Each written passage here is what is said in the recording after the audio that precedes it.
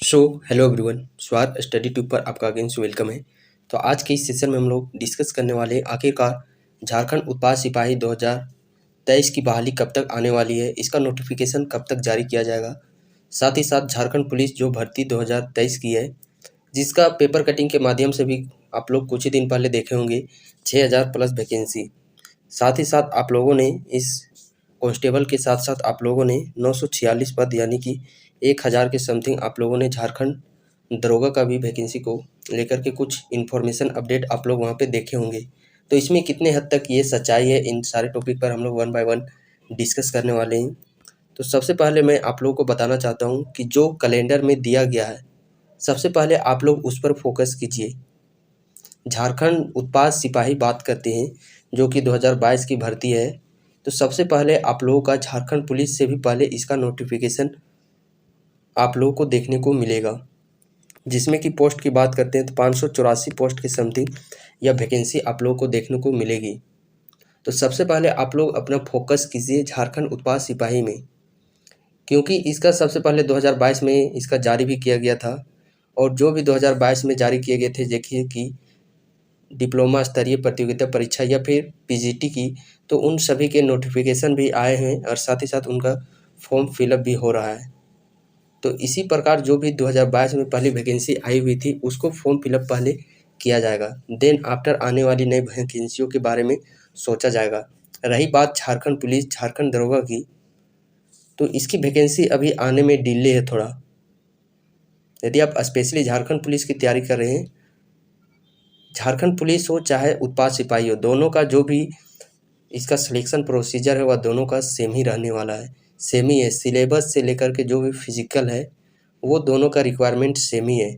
इसीलिए आप लोग सबसे पहले फोकस कीजिए झारखंड उत्पाद सिपाही में, और इस वर्ष इसकी नियुक्ति होनी निश्चित है, कन्फर्म है। और यदि आप अभी भी मोटिवेट हैं तो आप लोगों से बस मैं यही कहना चाहता हूँ कि आप लोग तैयारी कीजिए, क्योंकि बहुत ही कम समय आप लोगों को मिलेगी। और जो पुराने कैंडिडेट हैं जिन्हें जेसीसी के बारे में मालूम है, वो तो निश्चिंत होकर के वो तैयारी कर ही रहे हैं। ये आजकल के जो नए कैंडिडेट हैं उनको बहुत ही जल्दी है। आजकल सोशल मीडिया इस प्रकार से है, फैल गया है आज पर कल के युवा में, उनको बहुत ही जल्दी है।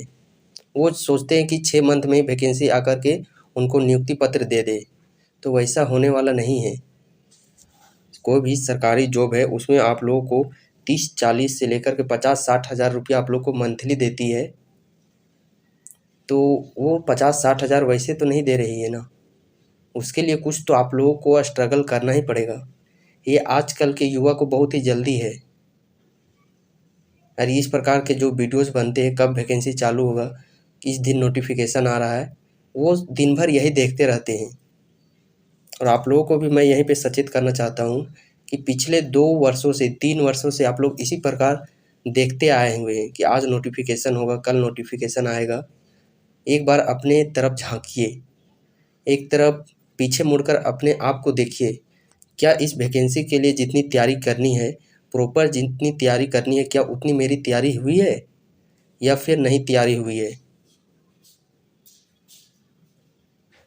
तो इस चीज़ को अपने ऊपर आप लोग झाँक करके देखिए, तब आप लोग वैकेंसी के बारे में सोचिए।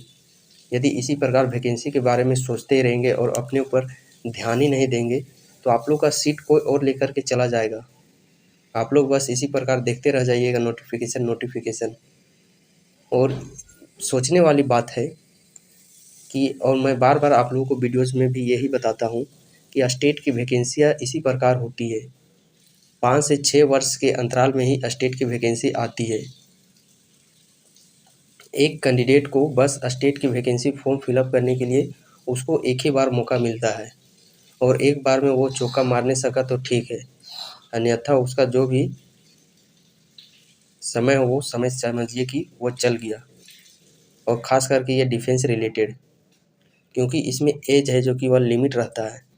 तो इसीलिए ये जो 2023-24 तक जिनकी एज बच रही है, जो कि अभी 20, 21, 22 साल के हैं, तो आप लोग समझिए कि ये गोल्डन अपॉर्चुनिटी, डायमंड अपॉर्चुनिटी है आप लोगों के पास। इस बार यदि किसी कारणवश चूक जाते हैं तो आप फिर भूल जाइए, क्योंकि फिर से आने वाले 4-5 वर्षों तब तक आपकी एज भी समाप्त हो जाएगी। इसीलिए एक बार आप लोग को मौका मिलेगा, इस मौके को आप लोग चौका मारिए और ये आप भी सोचिए कि आखिरकार क्या जो भी प्रशासन व्यवस्था है वह बिना प्रशासन के चलेगा? वैसा तो नहीं है कि 2024 के बाद यहाँ पे झारखंड में पूरा विधि व्यवस्था समाप्त हो जाएगी, वैसा तो नहीं है ना। वैकेंसी आएगी, बस आप लोग प्रॉपर अपने तैयारी में लगे रहिए और प्रॉपर अपनी तैयारी को कंटिन्यू करते रहिए। अन्यथा जो नए कैंडिडेट है वो बाजी मार ले जाएंगे और आप लोग बस सोचते ही रह जाएंगे। मोटिवेशन के तौर पर आप लोग अपने अगल बगल में देखिए, गांव घर में, अपने रिलेशन में देखिए, क्या कोई झारखंड में अपना सेवा नहीं दे रहा है? यदि सेवा नहीं दे रहा है तो इंश्योर आप लोग इसकी तैयारी मत कीजिए। आप लोग सेंटर एसएससी रेलवे की तरफ जा सकते हैं, बट जो एकदम से फोकस किए हुए स्टेट में, तो आप लोग ज़रा सा भी डिमोटिवेट नहीं होना है, क्योंकि आप लोगों का सीट एक कंफर्म रखा हुआ है। मोटिवेशन के तौर पर आप जो कि पहले से झारखंड प्रशासनिक व्यवस्था में जो अपनी सेवा दे रहे हैं उनके बातों को भी ले सकते हैं। चाहे हम लोग बात करें डीएसपी की पाठशाला, जो यूट्यूब चैनल है जहाँ पे हमारे डीएसपी सर विकास चंद्र श्रीवास्तव सर जो हम लोग को स्टडी करवाते हैं, वो भी कुछ ही दिन पहले वीडियोस बना कर के आप लोगों को सचेत किए हैं, सावधान, कि जिस प्रकार 15 जून में झारखंड में, संपूर्ण झारखंड में 15 जून से मौसम का, मानसूनी मौसम का आगमन हो जाता है, संपूर्ण झारखंड में फैल जाता है। उसी प्रकार अभी जेसीसी की वैकेंसी 2023-24 में संपूर्ण झारखंड में इसका सैलाब आने वाला है। सो इसके रिगार्डिंग जो भी आप लोग को तैयारी करना है, तैयारी कर लीजिए, क्योंकि ये ज़रा सा भी आप लोग को संभलने का समय नहीं देगी। इस प्रकार से हम लोग को मोटिवेट करते रहते, तो उनके बातों को हम लोग को लेना है और वाकई में वैकेंसी इस वर्ष 2023-24 में आएगी और उसकी नियुक्ति भी होगी।